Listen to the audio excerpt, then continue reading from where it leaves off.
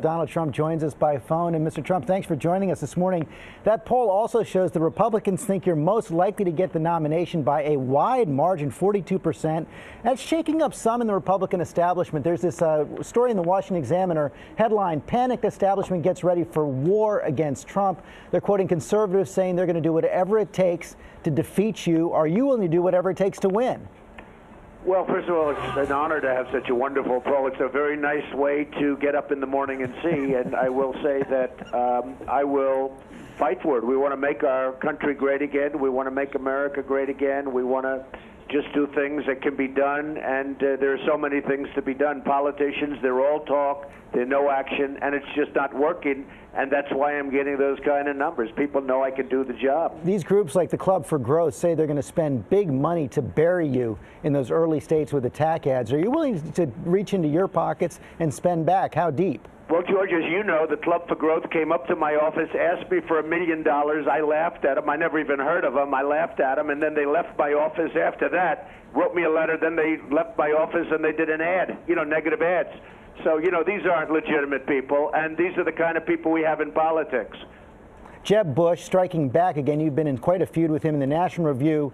He says Trump echoes the attacks of Michael Moore and the fringe left against my brother. It's yet another example of his dangerous views on national security issues. Donald Trump simply doesn't know what he's talking about. Well, look, Jeb has had a very hard time. He's way down in the polls. He's doing very poorly. He's embarrassed by what's happening, so he has to attack me to try and get his numbers up, and I don't think it's going to work. But, the last thing we need is another Bush. We've seen what happens, and the last thing we need is another Bush. And he understands that, and the voters understand that. And, to compare me to Michael Moore, that's a first. That one hasn't happened before. His brother, George W. Bush, is out there. Reports that at his fundraiser, he struck out at Ted Cruz for opportunistically embracing you, says he just doesn't like the guy. Is that what Ted Cruz is doing, embracing you for an opportunity?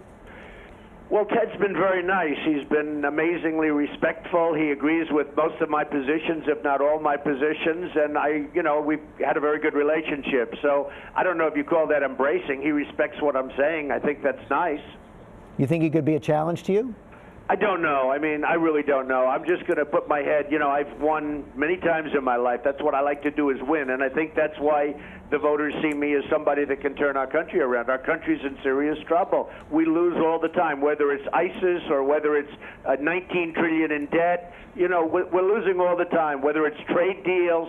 No matter what it is, we lose. Look at the new Iran pact. This was negotiated by incompetent people, and the public is tired of it.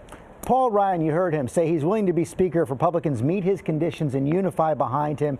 You have some differences with him on some big issues like immigration, Social Security, and Medicare. Does he have your support? Well, I like him very much as a person. I don't like his, the issues you mentioned, and certainly he has been weak on immigration, and I'm very strong on immigration. Had we had strong immigration, my policies, you may not have had the World Trade Center coming down and the attack.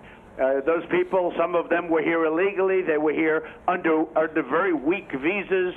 And so, I feel very, very strongly about immigration, and we have to be strong on illegal immigration. He is not there. With that being said, if he's a unifying force, whatever it's going to take, because they have to unite. The Republicans have to unite as a party.